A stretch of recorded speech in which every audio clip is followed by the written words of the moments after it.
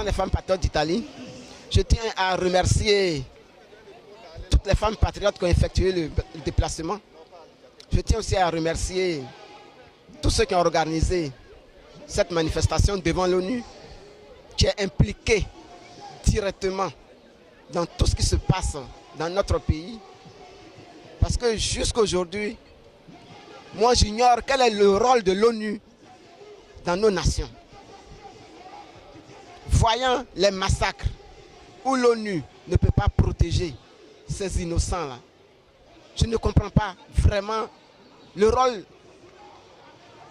de cette organisation-là. Elle est assez puissante, mais elle doit démontrer au monde entier que la morale se fait quand il y a un génocide dans un pays. Ce sont eux qui vont remettre l'ordre. Mais où est la moralité dans cette histoire?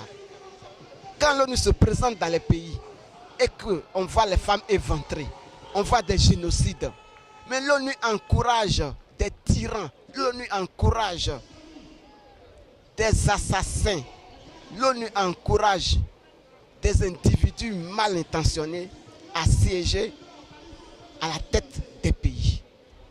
Mais où allons-nous? Où allons-nous? Un pays comme la Côte d'Ivoire, qui a eu ses élections transparentes, libres, mais l'ONU l'a cautionné, elle n'a pas du tout été libre. L'ONU a fait de telle sorte que le président élu soit aujourd'hui enfermé. Alors c'est pour signifier notre présence, c'est pour signifier notre mécontentement, c'est pour signifier l'injustice que l'ONU continue à perpétuer dans tout le monde entier. Parce que cela se passe dans tous les pays, surtout africains. L'ONU a toujours quelque chose à voir. Le génocide au Rwanda, ceci, cela, à gauche, à droite. On en a marre. On en a marre. Alors nous-mêmes, nous faisons notre propre gendarme, notre propre justice. Parce que le monde entier, à ce que je sache, est d'accord avec tout ce que l'ONU fait. Puisque ça ne s'est jamais passé en Europe. Pour les Européens, c'est normal. Imaginez qu'un tel scandale se passe dans un pays européen. Quelle serait la réaction des pays européens? Et il n'y a que ce genre de comportement-là, d'attitude-là qui se passe dans les pays en voie de développement. Alors, vraiment, nous ne pouvons plus nous taire. Nous sommes arrivés jusque-là pour signifier à l'ONU qu'il faut qu'il revoie un peu ses lois, ses règles, etc., etc. Je ne les connais même pas, leurs règles précitées. Je n'en ai pas besoin. Mais, de grâce, il faudrait qu'ils atténuent la souffrance des Africains, et particulièrement pour la Côte d'Ivoire ici.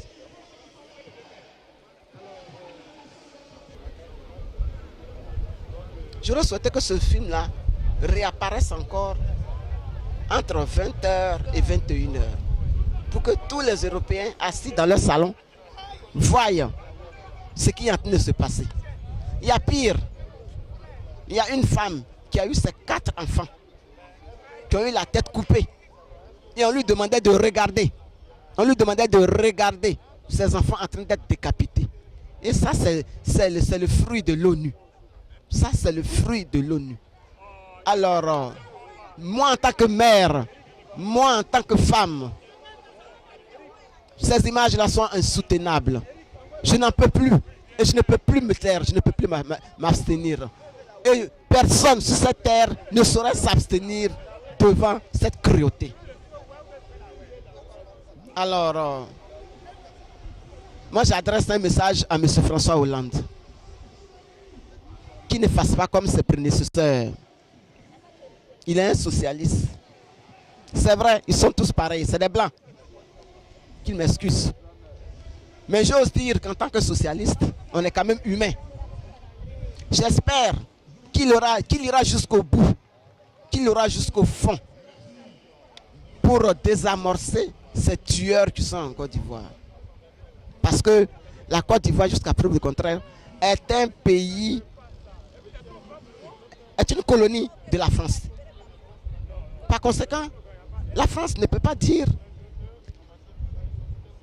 que tout ce qui se passe en Côte d'Ivoire aujourd'hui n'est pas son problème. Ça la touche directement. Ça touche directement François Hollande. Nous lui donnons le temps. Qu'il prenne son temps, mais qu'il s'intéresse au dossier ivoirien. Parce que c'est grave. C'est grave. Parce que la prochaine manifestation sera à l'Élysée. Nous irons lui demander pardon. Qu'il ouvre les yeux. Qu'il ouvre les yeux. Parce que c'est grave. Ces colonies-là ne peuvent pas être aujourd'hui les ennemis de la France. Parce qu'ils sont en train de pousser les Africains à bout. En train de pousser les Ivoiriens à bout. Et après les Ivoiriens, il y a d'autres pays ainsi de suite qui tombent. Aujourd'hui, on est au Mali. Mais qui est en dessous de tout ça? Il y a quelque chose qui ne va pas. La France voit ses colonies mourir. La France voit ses colonies disparaître. Mais quand une mère met ses enfants au monde, quand un père met ses enfants au monde, qu'est-ce qu'il fait? Quand ses enfants sont en danger, ses enfants sont en palabre, qu'est-ce qu'il fait? Il intervient. Ou alors, s'il y a quelqu'un qui s'ingère, il intervient. Mais là, il faut que la lumière soit faite pour que le président Gbagbo sorte d'où on l'a mis. Parce que la démocratie n'est plus en Côte d'Ivoire. La liberté d'expression n'est plus en Côte d'Ivoire.